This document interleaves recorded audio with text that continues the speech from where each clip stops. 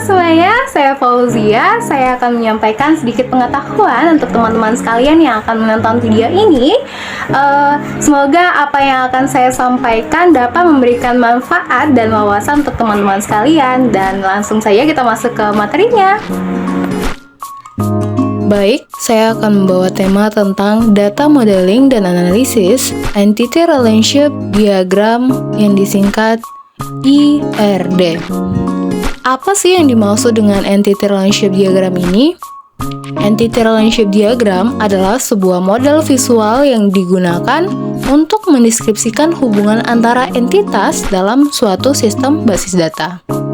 Dari skema tentang diagram pertama kali diresmikan oleh Charles Babbage pada tahun 1960-an yang menggunakan kotak segi 4 untuk menunjukkan tipe-tipe record dan tanda panah dari satu record ke record lainnya untuk menunjukkan hubungan one to many.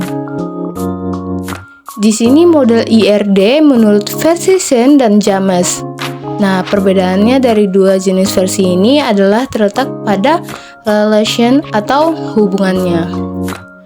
Lebih umumnya digunakan itu IRD versi Shen. Entity Relationship Diagram memiliki 3 komponen. Yang pertama, entity, yang kedua relationship, yang ketiga atribut.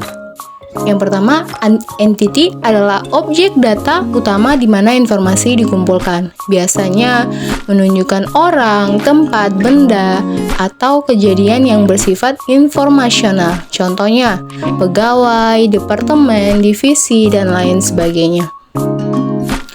Yang kedua, relationship menggambarkan hubungan antara satu atau lebih entity yang digambarkan dalam bentuk diamond. Biasanya menunjukkan hubungan one to many, dan many to many. Ya, ini terdapat pada IRD versi Shen, makanya lebih tepatnya lebih umumnya tuh gunakan versi Shen. Yang ketiga, atribut adalah karakteristik yang ada dalam entity yang menghasilkan deskriptif detail mengenai entity. Bagian dari sebuah atribut yang ada di dalam sebuah entity atau relationship disebut nilai atribut. Contohnya, di dalam entity karyawan terdapat ID karyawan, nama karyawan, alamat karyawan, dan lain sebagainya.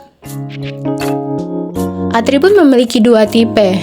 Yang pertama sebagai identifier dan yang kedua sebagai deskriptor. Perbedaan antara keduanya adalah bahwa atribut identifikasi digunakan untuk mengidentifikasi entitas secara unik, sementara atribut deskriptif memberikan informasi tambahan tentang entitas tersebut.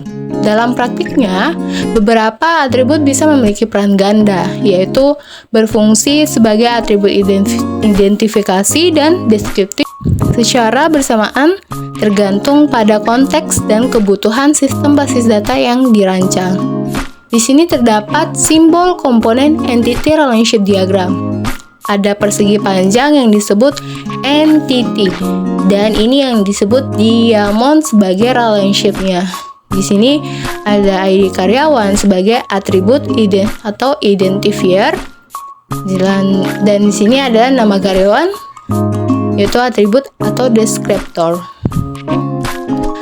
Entity relationship diagram versi Shen. Nah, tadi di mana tadi ada 3 komponen tersebut. Nah, dari hubungan dari entity relationship diagram ini ada one to many, many to many.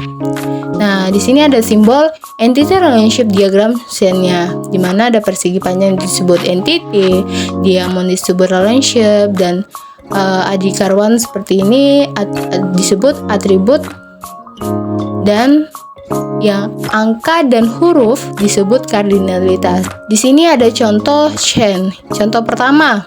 Nah, di sini bisa dilihat entitas A hanya berhubungan dengan satu record terhadap satu record pada entitas B, di mana di sini ada angka 1 dan 1 hanya berhubungan dengan record B.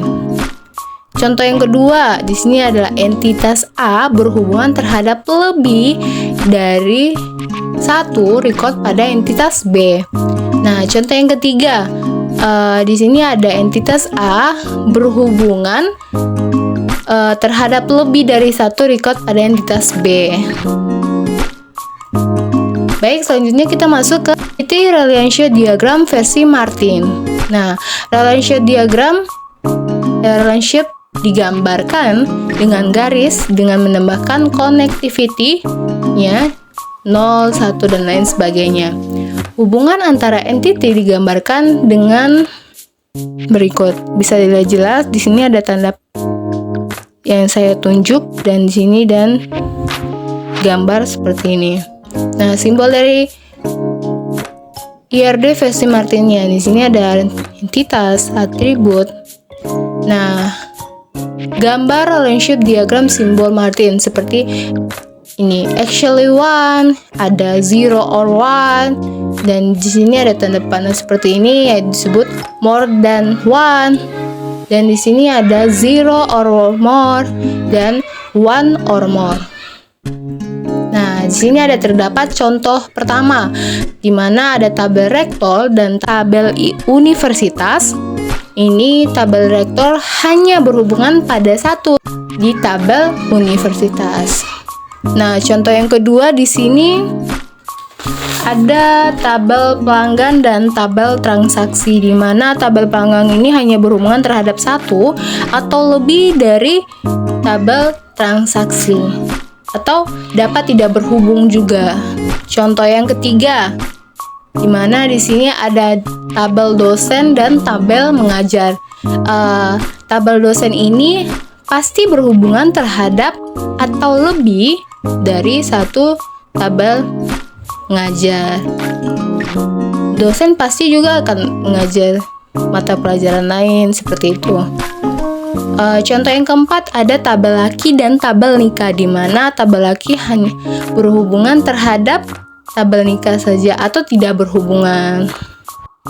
Nah, dengan ini saya akhiri. Terima kasih banyak untuk teman-teman semua yang sudah stay tune dari awal sampai akhir. Sampai jumpa di video berikutnya.